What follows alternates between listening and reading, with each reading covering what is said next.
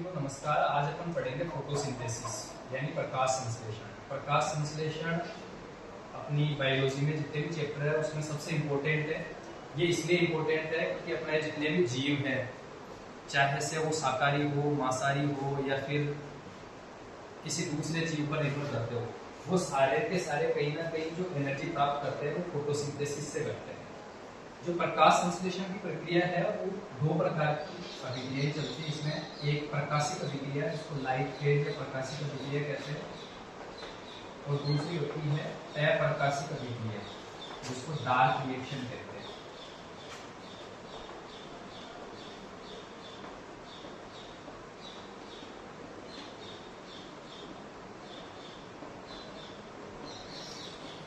प्रकाशिक और अप्रकाशिक अभिक्रिया पढ़ने से पहले अपन ये देखेंगे कि प्रकाश संश्लेषण में कौन कौन से ऐसे पदार्थ हैं जिनका उपयोग होता है। सबसे पहले प्रकाश संश्लेषण में कार्बन डाइऑक्साइड गैस चाहिए, उसके बाद में सूर्य का प्रकाश चाहिए, क्लोरोफिल चाहिए, जल और खनिज लवण चाहिए।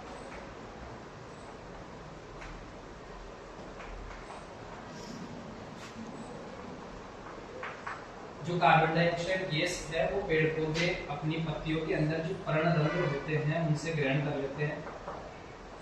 इसके अलावा जल और खनिज लवण जड़ों से अवशोषित हो जाता है, प्रकाश सूर्य से मिल जाता है। लास्ट में बचा क्लोरोफिल।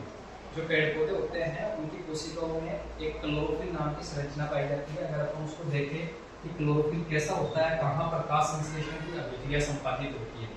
जो क्लोरोफिल होता है या जो क्लोरोप्लास्ट होता है वो दो झिल्लियों से घिरा हुआ रहता है। जो बाहरी झिल्ली होती है वो थोड़ी सी ज्यादा पारगम्य होती है क्योंकि इसमें कोरिन नाम के प्रोटीन पाए जाते हैं। जो आंतरिक झिल्ली है वो थोड़ी सी कम पारगम्य होती है। आंतरिक झिल्ली के अंतर्वलन से थाइलेकोइड नामक संरचना बनती है।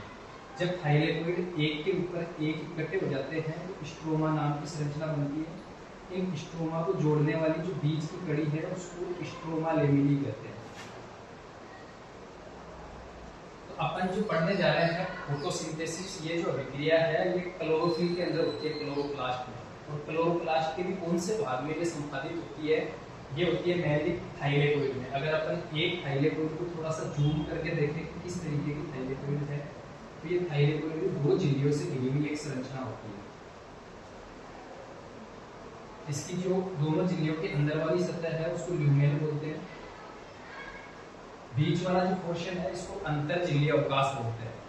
ये जो अंतर झिल्ली अवकाश होती है इसमें क्वांटासोम पाए जाते हैं। ये जो क्वांटासोम है इसमें कुछ वर्णक रहते हैं जो प्रकाश को अवशोषित करने का काम करते हैं। कई प्रकार के वर्णक होते हैं, इनमें से जो क्लोरोफिल ए नाम का वर्णक होता है वो मुख्य वर्णक है। इसके अलावा कुछ सहायक वर्णक होते हैं जैसे क्लोरोफिल बी है, कैरोटीनॉइड्स है। तो आज अपन जो प्रकाश संश्लेषण की प्रकाशिक अभिक्रिया है जो दो प्रकार की होती है, चक्रीय और अचक्रीय, उसको थोड़ा सा डिटेल में पढ़ेंगे कि ये कहाँ होती है और कैसे होती है। जैसा कि अभी अपन ने देखा था क्लोरोप्लास्ट के अंदर थाइलेकोइड नाम की एक संरचना होती है। ये जो थाइलेकोइड है ये कुछ इस तरीके से क्लोरोफिल के अंदर व्यवस्थित रहती है।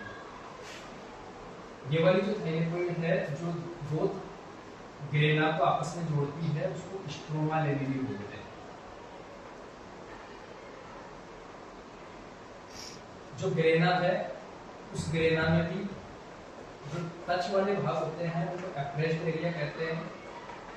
इनमें फोटोसिस्टम सेकंड पाया जाता है, और जो स्ट्रोमा लेमिनी होती है उसमें केवल फोटोसिस्टम फर्स्ट पाया जाता है।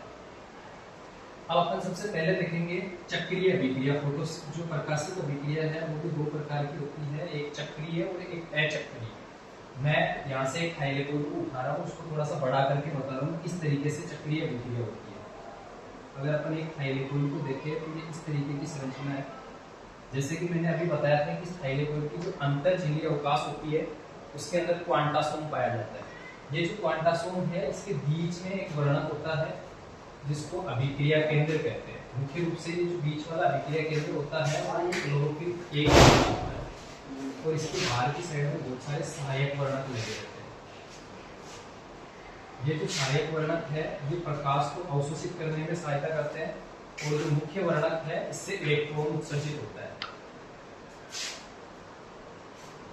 ये जो सहायक वर्णक है इसके आधार पर दो प्रकार के प्रकाश तंत्र या फोटोसिस्टम पाए जाते हैं, फोटोसिस्टम फर्स्ट और फोटोसिस्टम सेकेंड।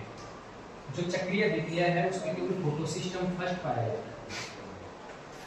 फोटोसिस्टम फर्स्ट क्या है? ऐसा एक अभिक्रिया केंद्र है जिसके चारों ओर बहुत सारे सहायक वर्णक पाए जाते हैं। ये जो फोटोसिस्टम फर्स्ट है इसको जब 700 नैनोमीटर का सूर्य का प्रकाश मिलता है तब इससे इलेक्ट्रॉन उत्सर्जित हो जाते हैं, मतलब इसका ऑक्सीकरण हो जाता है, इलेक्ट्रॉन उत्सर्जित हो जाते हैं। ये जो इलेक्ट्रॉन है ये फोटोसिस्टम फर्स्ट से निकल करके एफआरएस नाम का एक प्रोटीन चैनल होता है जिसके पास चले जाते हैं। एफआरएस से यहाँ पे एक और प्रोटीन चैनल है साइटोक्रोम बी और साइटोक्रोम एफ। ये जो इलेक्ट्रॉन है एफआरएस से साइटोक्रोम बी के पास चले जाते हैं। साइटोक्रोम बी से इन इलेक्ट्रॉनों को प्लास्टोक्विनोन के पास में जाना होता है, लेकिन ये जो प्लास्टोक्विनोन है ये एक प्रकार का हाइड्रोजन वाहक होता है, इसलिए प्लास्टोक्विनोन क्या करता है, जो क्लोरोप्लास्ट है उसकी जो ल्यूमेन होती है, अगर अपन पहले वाली स्ट्रक्चर की बात करें तो ये क्लोरोप्लास्ट की संरचना है जिसमें से अपन ने एक थाइलेकोइड को उठाया है। ये जो थाइलेकोइड की बीच वाली हिस्सा है इसको ल्यूमेन बोल रहे हैं, और जो बाहर का हिस्सा है इसको स्ट्रोमा बोल रहे हैं। तो जो प्लास्टोक्विनोन है ये क्या करते हैं, स्ट्रोमा में से H+ आयन को ले लेता है और इधर से H+ आयन इलेक्ट्रॉन को ग्रहण कर लेता है और ये हाइड्रोजन बना लेता है। इस तरीके से ये PQH की फॉर्म में बन जाता है। तो अब जो इलेक्ट्रॉन है वो PQH के पास आता है। PQH से ये इलेक्ट्रॉन साइटोक्रोम B के पास में, F के पास में जाना चाहता है, लेकिन साइटोक्रोम F जो है वो केवल इलेक्ट्रॉन वाहक है, इसलिए ये क्या करता है, इलेक्ट्रॉन को तो रख लेता है और H+ को इसकी ल्यूमेन में ट्रांसफर कर देता है। जो इलेक्ट्रॉन होता है वो प्लास्टोसाइनिन के पास जाता है और प्लास्टोसाइनिन से वापस फोटोसिस्टम फर्स्ट के पास चला जाता है। इस तरीके से ये एक चक्रीय अभिक्रिया है जिसमें 700 नैनोमीटर का जब प्रकाश आता है तो फोटोसिस्टम फर्स्ट से इलेक्ट्रॉन उत्सर्जित होते हैं जो एफआरएस के पास जाते हैं, एफआरएस से साइटोक्रोम बी के पास जाते हैं, साइटोक्रोम बी से प्लास्टोक्विनोन के पास जाना चाहते हैं, लेकिन प्लास्टोक्विनोन एक हाइड्रोजन वाहक है, इसलिए ये स्ट्रोमा में से हाइड्रोजन को ले लेता है, हाइड्रोजन से अभिक्रिया करता है और इलेक्ट्रॉन से और हाइड्रोजन से अभिक्रिया करके PQH बना देता है। ये जो PQH है वो अपने इलेक्ट्रॉन साइटोक्रोम F को देना चाहता है, लेकिन F जो है वो एक इलेक्ट्रॉन वाहक है, इसलिए जो बचा हुआ इलेक्ट्रॉन है वो थाइलेकोइड की ल्यूमेन में चला जाता है। साइटोक्रोम F से इलेक्ट्रॉन प्लास्टोसाइनिन के पास जाता है और प्लास्टोसाइनिन से फोटोसिस्टम फर्स्ट के पास जाता है। इस तरीके से धीरे धीरे स्ट्रोमा के अंदर H+ आयनों की कमी होती जाती है और ल्यूमेन में H+ आयनों की सांद्रता बढ़ती जाती है। अब अपने को सबको पता है कि जो कोशिका झिल्ली या प्लाज्मा मेम्ब्रेन होती है वो आवेशित आयनों के लिए अपारगम्य होती है, इसलिए ये जो थाइलेकोइड है इसकी ल्यूमेन में एक प्रोटॉन पंप लगाया जाता है जिसको F टाइप ऑफ पंप कहते हैं। ये जो F टाइप ऑफ पंप है इसके दो भाग होते हैं, एक F नोड होता है और एक F1 पार्टिकल होता है। जो F नोड पार्टिकल है ये इसकी कोशिका झिल्ली की दोनों झिल्लियों के मध्य रहता है और जो F1 पार्टिकल है वो बाहर की तरफ रहता है। अब अपने को पता है कि यहाँ हाइड्रोजन आयनों की सांद्रता ज्यादा है, इधर हाइड्रोजन आयनों की सांद्रता कम है। जब हाइड्रोजन आयन इस प्रोटॉन पंप से होकर गुजरते हैं तो सांद्रता प्रवणता के अनुसार गुजर रहे हैं, इसलिए यहाँ पे एटीपी का फॉर्मेशन हो जाता है। एटीपी प्लस इनऑर्गेनिक फॉस्फेट के जुड़ने से यहाँ पे एटीपी बन जाती है। इस तरीके से जो प्रकाश अभिक्रिया की जो प्रकाशिक अभिक्रिया है, अपन ने अभी पढ़ा था कि प्रकाश संश्लेषण की दो प्रकार की अभिक्रियाएं हैं, प्रकाशिक अभिक्रिया, एक अप्रकाशिक अभिक्रिया। प्रकाशिक अभिक्रिया भी दो प्रकार की होती है, एक चक्रीय और एक अचक्रीय। अपन ने देखा जो चक्रीय अभिक्रिया है वो या तो स्ट्रोमा लेवल में चलती है या फिर ग्रेना की जो नॉन अप्रोच्ड मेम्ब्रेन है उसमें चलती है। इसमें हुआ क्या, जो स्ट्रोमा है उसके अंदर एटीपी का फॉर्मेशन होता है। अब अपन बाद में जब अप्रकाशिक अभिक्रिया पढ़ेंगे तब देखेंगे कि ये जो एटीपी है इसका उपयोग करके अपन किस तरीके से ग्लूकोज का फॉर्मेशन करते हैं। अब अपन चक्रीय के बाद में अचक्रीय अभिक्रिया पढ़ेंगे कि कैसे अचक्रीय अभिक्रिया संपादित होती है। अचक्रीय अभिक्रिया जो है वो जो थाइलेकोइड है एप्रेस्ड मेम्ब्रेन वाले उनमें संपादित होती है, मतलब जो बीच वाले थाइलेकोइड है उनमें होती है। अगर अपन यहाँ से किसी एक थाइलेकोइड को उठा के देखें तो उसकी संरचना कुछ ऐसी होती है। ये इसकी कोशिका झिल्ली है। हमने कोशिका झिल्ली के बारे में पढ़ रखा है कि कोशिका झिल्ली प्रोटीन और लिपिड की बनी होती है। इसमें प्रोटीन की 2 लेयर होती है और बीच में लिपिड की 2 लेयर होती है और प्रोटीन इसके बीच में अंतर स्थापित होता है, पेरिफेरल प्रोटीन और इंटीग्रल प्रोटीन। तो इस तरीके से ये इसकी प्लाज्मा मेम्ब्रेन है। इसकी प्लाज्मा मेम्ब्रेन में हमने पहले ही देखे कि क्वांटासोम नाम के वर्णक पाए जाते हैं। जो क्वांटासोम है वो इसमें फोटोसिस्टम सेकेंड के रूप में व्यवस्थित होते हैं।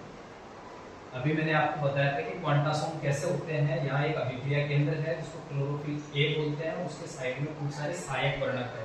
ये सब मिलकर फोटोसिस्टम बनाते हैं, जो 2 प्रकार के होते हैं, फोटोसिस्टम सेकेंड और फर्स्ट। जो सेकेंड है वो जब सूरज का 680 नैनोमीटर का प्रकाश मिलता है, तरंगदैर्घ्य का प्रकाश मिलता है, तब इससे इलेक्ट्रॉन उत्सर्जित हो जाते हैं।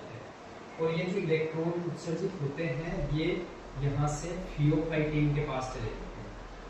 फियोफाइटिन से ये वाले जो इलेक्ट्रॉन है वो प्लास्टोक्यूनोन के पास में जाना चाहते हैं, लेकिन पहले अपन ने चक्रीय अभिक्रिया में पढ़ा था कि प्लास्टोक्यूनोन एक हाइड्रोजन वाहक है, तो ये इलेक्ट्रॉन को नहीं ले सकता। तो ये क्या करता है, जो बाहर स्ट्रोमा है यहाँ से H+ को उठाता है और PQH बना लेता है। ये जो PQH है ये यहाँ पे साइटोक्रोम B और साइटोक्रोम F है। ये साइटोक्रोम F को इलेक्ट्रॉन ये हाइड्रोजन देना चाहता है, लेकिन साइटोक्रोम जो F है वो एक इलेक्ट्रॉन वाहक है, तो ये H+ को इसकी ल्यूमिन में ट्रांसफर कर देता है और जो इलेक्ट्रॉन है वो साइटोक्रोम F के पास चला जाता है। साइटोक्रोम F से ये जो इलेक्ट्रॉन है वो प्लास्टोसाइनिन के पास आता है और अपन ने चक्रीय अभिक्रिया में अभी भी पढ़ा था कि प्लास्टोसाइनिन से ये जो इलेक्ट्रॉन है वो फोटोसिस्टम फर्स्ट के पास चला जाता है। फोटोसिस्टम फर्स्ट पे भी जैसे ही सूरज का प्रकाश आता है और इसको 700 नैनोमीटर की तरंगदैर्घ्य मिलती है, तो इससे वापस से इलेक्ट्रॉन उत्सर्जित होते हैं और वो इलेक्ट्रॉन FRS के पास जाते हैं। FRS से ये इलेक्ट्रॉन FD फेरोक्सिन के पास जाते हैं। फेरोक्सिन से अभी अपन ने देखा था कि कुछ प्रोटीन होते हैं जैसे साइटोक्रोम B और साइटोक्रोम F। ये इलेक्ट्रॉन साइटोक्रोम B के पास जाते हैं, साइटोक्रोम B से प्लास्टोक्यूनोन के पास जाते हैं, तो यहाँ से ये NADPH नाम का एक प्रोटीन पाया जाता है जिसके पास चले जाते हैं NADP+ के पास। तो ये NADP+ है, इसका अपचयन हो जाता है NADP रिडक्टेज की उपस्थिति में और ये NADH2 बना देता है। ये जो स्ट्रोमा है ना, इससे ये हाइड्रोजन उठा लेता है और इस अभिक्रिया से आने वाले इलेक्ट्रॉन को ग्रहण करके ये NADH2 बना देता है। ये एक चक्कर चल रहा है जिसको अचक्रीय अभिक्रिया भी कहते हैं। लेकिन जब इसको दोबारा से इलेक्ट्रॉन उत्सर्जित करना होता है तो पहले से ये अपचयित ऑक्सीकृत है फोटोसिस्टम सेकेंड, तो इसको वापस से फोटोसिस्टम फर्स्ट में तो अपन ने देखा था कि वो इलेक्ट्रॉन चक्कर में घूमता रहता है, वापस से फोटोसिस्टम फर्स्ट को मिल जाता है। लेकिन यहाँ पे जो इलेक्ट्रॉन फोटोसिस्टम सेकेंड से निकल रहा है वो NADH2 को मिल गया। तो वापस अगर इसको इलेक्ट्रॉन उत्सर्जित करवाना है तो इसकी जो ल्यूमेन होती है उसमें हाइड्रोजन का अपचयन होता है और ये करवाने के लिए अभिकारक होता है जिसको ऑक्सीजन इवोल्यूम कंपाउंड कहते हैं, OEC। ये हाइड्रोजन को जोड़ता है H+ प्लस ऑक्सीजन और इलेक्ट्रॉन। ये जो इलेक्ट्रॉन है वो जब दूसरी अभिक्रिया चलेगी तो फोटोसिस्टम सेकेंड को मिल जाएगा और जो अंदर वाली ऑक्सीजन है वो फोटोसिस्टम के रूप में बाहर चली जाएगी। इसीलिए अपन देखते हैं कि प्रकाश संश्लेषण की अभिक्रिया के दौरान ऑक्सीजन मुक्त होती है और कार्बन डाइऑक्साइड काम में आती है। ऑक्सीजन कहाँ से निकल रही है वो अपन ने देखी है कि H2O है, उसका थाइलेकोइड की ल्यूमेन में अपचयन होता है, उससे ऑक्सीजन निकलती है। कार्बन डाइऑक्साइड का उपयोग होती है वो अपन अप्रकाशिक अभिक्रिया में देखेंगे जिसको डार्क रिएक्शन भी कहते हैं। तो इस तरीके से अपन ने ये देखा कि थाइलेकोइड की जो ल्यूमेन है उसमें H+ की सांद्रता लगातार बढ़ती जाती है और जो स्ट्रोमा है उसमें H+ की सांद्रता लगातार कम होती जाती है। ये 3 तरीके से H+ की सांद्रता बढ़ रही है। पहला, जब हाइड्रोजन मिलता है तो H+ की सांद्रता बढ़ती है। दूसरा, जो प्लास्टोक्यूनोन है वो हाइड्रोजन वाहक है, इसलिए स्ट्रोमा से H+ को लेकर ल्यूमेन में डाल रहा है। और तीसरा, जो NADH2 है वो पहले NADP+ के रूप में था, तो ये भी स्ट्रोमा से हाइड्रोजन को उठाता है और H+ को कम कर देता है। इस तरीके से H+ की एक सांद्रता प्रवणता उत्पन्न हो जाती है। ल्यूमेन में H+ की सांद्रता बढ़ जाती है और स्ट्रोमा में H+ की सांद्रता घट जाती है। यहाँ पे भी एक ATPase एंजाइम लगा रहता है, जैसे अपन ने फोटोसिस्टम फर्स्ट में देखा, जिसके दो भाग होते हैं, एक F0 पार्टिकल और एक F1 पार्टिकल।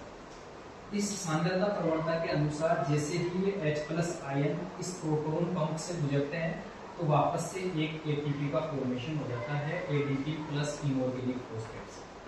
इस तरीके से अपन ने प्रकाशिक अभिक्रिया का जो प्रकाश संश्लेषण है उसकी प्रकाशिक अभिक्रिया देखी, जो दो प्रकार की होती है, एक चक्रीय और एक अचक्रीय। अपन ने देखा कि जो चक्रीय अभिक्रिया है उसमें केवल ATP का निर्माण होता है, और जो अचक्रीय अभिक्रिया है उसमें ATP का भी होता है और साथ में NADPH2 का भी होता है। ये जो ATP और NADPH2 है वो एक तरीके से ऊर्जा के रूप है, ये बन का रहे हैं अपने स्ट्रोमा के अंदर बन रहे हैं।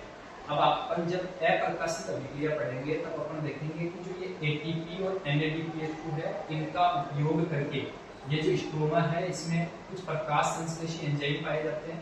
उन एंजाइमों की सहायता से ATP और NADPH2 प्लस कार्बन डाइऑक्साइड का उपयोग करके ग्लूकोज का फॉर्मेशन होता है, इसको कार्बोहाइड्रेट कहते हैं। ये जो ग्लूकोज है वो आगे जाके नाइट्रोजन से अभिक्रिया करके अन्य सारे पदार्थ बना लेता है। जैसे अपन ने छोटी क्लासों में पढ़ रखा है कि जीव को जीवित रहने के लिए बहुत सारे पोषक तत्वों की जरूरत है, कार्बोहाइड्रेट, प्रोटीन, वसा, खनिज लवण और विटामिन। लेकिन अपन ने तो प्रकाश संश्लेषण में ये देखा कि पेड़ पौधे केवल ग्लूकोज बनाते हैं, लेकिन ग्लूकोज के अलावा जो बाकी की चीजें हैं ये नाइट्रोजन की उपस्थिति में बनाते हैं। इसलिए पेड़ पौधों में समय समय पर नाइट्रोजन अपन यूरिया के रूप में डालते रहते हैं। तो आज अपन यही तक देखेंगे प्रकाश संश्लेषण की प्रकाशिक अभिक्रिया। कल इससे आगे का पोर्शन देखेंगे, इसको कहते हैं प्रकाश संश्लेषण की अप्रकाशिक अभिक्रिया या डार्क रिएक्शन। Thank you.